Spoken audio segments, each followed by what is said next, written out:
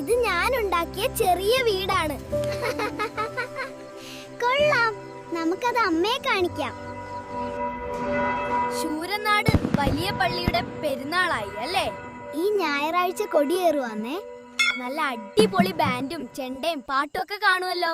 പപ്പയോടും അമ്മയോടും പറഞ്ഞ് നമുക്കും പോണം.